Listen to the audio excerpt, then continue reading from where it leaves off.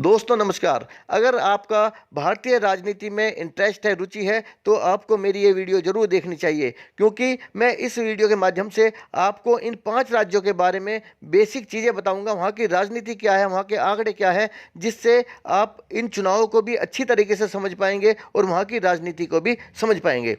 सबसे पहले मैं बिना किसी लाग लपेट के शुरू करता हूं और पहुंचता हूं मध्य प्रदेश में। साथियों, मध्य प्रदेश भारत का दूसरा सबसे बड़ा राज्य है और अगर सीटों के मामले में बात करें तो जो 5 राज्यों के चुनाव होने वाले हैं, इनमें सबसे ज़्यादा सीटें मध्य प्रदेश में हैं। यहाँ विधानसभा की कुल 230 सीटें हैं और यहाँ पर सरकार बनाने के लिए जो जादुई आंकड़ा है वो 116 सीटों का है। 2018 में जो मतलब 5 साल पहले चुनाव हुआ था, तो यहाँ कांग्रेस और भारतीय जनता पार्टी के बीच में कड़ा और कांटे का मुकाबला हुआ था। उसका नतीजा शाम को लोगों को पता चला था, जब कांग्रेस को 230 में से 114 सीटें मिली थी और भारतीय जनता पार्टी को 109 सीटें मिली थी। बसपा को 2 और समाजवादी पार्टी को 1 सीट मिली थी। तो साथियों, स्वाभाविक सी बात है कि 114 सीटों के साथ में कांग्रेस ने अपनी सरकार बनाई और 15 महीने तक अपनी सरकार को अच्छी तरीके से चलाया। उसके बाद में भारतीय जनता पार्टी ने कांग्रेस के ज्योतिरादित्य सिंधिया के ऊपर हाथ रखा, उन्हें फुसलाया और 22 विधायकों के साथ में कांग्रेस में टूट हो गई और भारतीय जनता पार्टी ने ज्योतिरादित्य सिंधिया को अपनी तरफ अपने खेमे में मिला लिया। इसके बाद कमलनाथ की सरकार गिर गई और शिवराज चौहान फिर से एक बार वहाँ पे मुख्यमंत्री बन गए। जो पहले 15 साल से वहाँ पे मुख्यमंत्री थे, तो फिर से वहाँ मुख्यमंत्री बन गए थे। फिलहाल शिवराज चौहान ही वहाँ के मुख्यमंत्री है। अब बात करते हैं कि इन चुनाव की, तो इस समय कुल यहाँ का वोटर है 5,60,60,925। अब मुकाबला फिर से कमलनाथ और शिवराज के बीच में है। हालांकि कांग्रेस ने अपना चुनावी चेहरा, मुख्यमंत्री का चेहरा कमलनाथ को बनाया है, लेकिन भारतीय जनता पार्टी शिवराज सिंह चौहान के चेहरे को आगे बढ़ाने से कतरा रही है। वो यहाँ पर कमल के फूल के ऊपर चुनाव लड़ेगी, मोदी के चेहरे के ऊपर चुनाव लड़ेगी। लेकिन फिलहाल भारतीय जनता पार्टी शिवराज सिंह चौहान को अपना मुख्यमंत्री चेहरा बनाने से कतरा रही है। यहाँ पर मतदान 17 नवंबर को होगा और नतीजा यहाँ पर 3 दिसंबर को आएगा। साथियों, अब मैं दूसरे नंबर पर बात करूंगा राजस्थान की। राजस्थान क्षेत्रफल की दृष्टि से भारत का सबसे बड़ा सूबा है और विधानसभा की यहाँ पे कुल 200 सीटें हैं और सरकार बनाने के लिए जो बहुमत चाहिए वो 101 सीटों का चाहिए। अब इस समय अशोक गहलोत यहाँ के लोकप्रिय मुख्यमंत्री हैं। अगर पिछले चुनाव की बात की जाए तो यहाँ पे भाजपा को 70 सीट मिली थी, निर्दलीय को 13 मिली थी और कांग्रेस को 108 सीटें मिली थी और अशोक गहलोत यहाँ के मुख्यमंत्री बने थे। कांग्रेस ने एक बार फिर से अशोक गहलोत के चेहरे पर भरोसा जमाया है, अपना मुख्यमंत्री का चेहरा अशोक गहलोत को बनाया है। भारतीय जनता पार्टी ने अभी सीएम के रूप में किसी का चेहरा यहाँ पे बताया नहीं है, लेकिन अगर कुल मिला के देखें तो वसुंधरा राजे सिंधिया यहाँ की बड़ी नेता है और पिछले 25 सालों से यहाँ पे कभी तो अशोक गहलोत मुख्यमंत्री बने या फिर वसुंधरा राजे सिंधिया यहाँ पे मुख्यमंत्री रही हैं। राजस्थान में 23 नवंबर को मतदान होना था, लेकिन उस दिन एकादशी पर बड़ी संख्या में शादियां होने के कारण अब मतदान की तारीख बदल दी गई है। यहाँ पर 25 नवंबर को इलेक्शन होगा और नतीजे 3 दिसंबर को ही आएंगे। इसके बाद में साथियों बात करेंगे हम छत्तीसगढ़ की। छत्तीसगढ़ में विधानसभा में कुल 90 सीटें हैं और लोकसभा की यहाँ पे 11 सीटें हैं। विधानसभा में सरकार बनाने के लिए यहाँ पर 46 सीटों की आवश्यकता होती है। फिलहाल यहाँ पर कांग्रेस की सरकार है और डॉक्टर भूपेश बघेल यहाँ के मुख्यमंत्री हैं।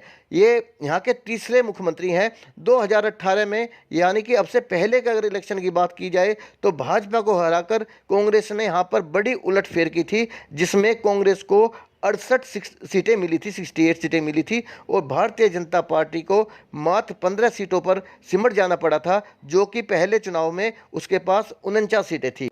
अगर वर्तमान स्थिति को देखें तो यहाँ पर करीब 2 करोड़ वोटर हैं। भारतीय जनता पार्टी का यहाँ पर भी कोई सीएम चेहरा नहीं है, लेकिन कामकाज यहाँ पर डॉक्टर रमन सिंह का बताया जाएगा, लेकिन चेहरा मोदी जी का ही होगा, कमल का फूल ही होगा और कांग्रेस फिर से डॉक्टर भूपेश बघेल को ही मुख्यमंत्री के चेहरे के तौर पर उतारने वाले। इस सीजन में छत्तीसगढ़ इकलौता ऐसा स्टेट है जहां पर 2 चरण में मतदान होगा।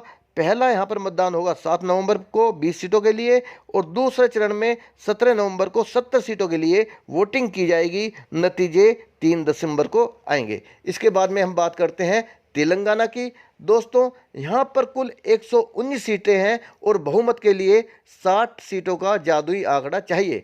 फिलहाल यहाँ पर बीजेपी के पास मात्र 1 सीटें हैं, कांग्रेस के पास 19 सीटें हैं और बीआरएस यानी कि भारतीय राष्ट्रीय समिति, उसकी यहाँ पे सरकार है, उनके पास 88 सीटें हैं और एआईएमआईएम के पास भी यहाँ पर 7 सीटें हैं। केसीआर फिलहाल यहाँ के मुख्यमंत्री है, जिनका नाम है कल्वाकुंतला चंद्रशेखर राव, लेकिन उनकी शॉर्ट फॉर्म केसीआर ही बोलते हैं। 1 साल पहले इनकी पार्टी का नाम हुआ करता था टीआरएस, मतलब तेलंगाना राष्ट्रीय समिति। अभी 1 साल पहले केसीआर ने इसका नाम बदलकर 5 अक्टूबर 2022 को बीआरएस रख दिया है, मतलब भारतीय राष्ट्रीय समिति। इसका मतलब यही समझा जा सकता है कि केसीआर अपनी पार्टी को भारतीय लेवल पे, नेशनल लेवल पर ले जाना चाहते हैं। तेलंगाना आंध्र प्रदेश से अलग हुआ 28वां राज्य है। यहाँ पर चुनाव 30 नवंबर को होगा और नतीजा यहाँ भी 3 दिसंबर को आना है। दोस्तों, आगे बढ़ने से पहले आपसे रिक्वेस्ट करूंगा कि मेरे चैनल को सब्सक्राइब करें, साथ में बने घंटी के निशान को क्लिक जरूर कर दें। और इसके बाद हम सीधे आते हैं मिजोरम पे, जो इन 5 राज्यों में सीटों के नज़रिए से सबसे छोटा राज्य है। ये एक उत्तर पूर्वी राज्य है। यहाँ पर विधानसभा की कुल 40 सीटें हैं और सरकार बनाने के लिए यहाँ पर कुल 21 सीटों की जरूरत पड़ती है। फिलहाल यहाँ पर एमएनएफ मतलब मिजो नेशनल फ्रंट की सरकार है। जोरमथंगा मुख्यमंत्री हैं यहाँ पर। 2018 की, अब से पिछले वाले चुनाव की बात करते हैं तो 10 साल बाद कांग्रेस को हराकर एमएनएफ ने यहाँ पर सरकार बनाई थी। उस समय एमएनएफ को 26 सीटें मिली थी, कांग्रेस को 5 सीटें मिली थी और जोरम पीपुल्स पार्टी है उसे 8 सीटें मिली थी। यहाँ कांग्रेस का बड़ा चेहरा लाल थनहावला है।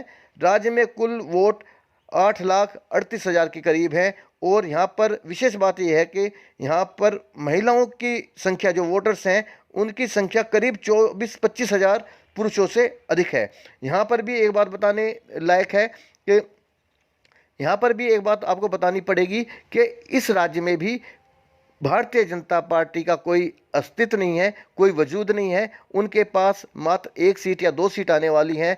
हो सकता है किसी दूसरे दल के साथ पूंछ पकड़ के वो अपना अस्तित्व बचाने के लिए लड़ाई लड़ें। यहाँ भी मुख्य मुकाबला कांग्रेस के बीच में है और एमएनएफ के बीच में है।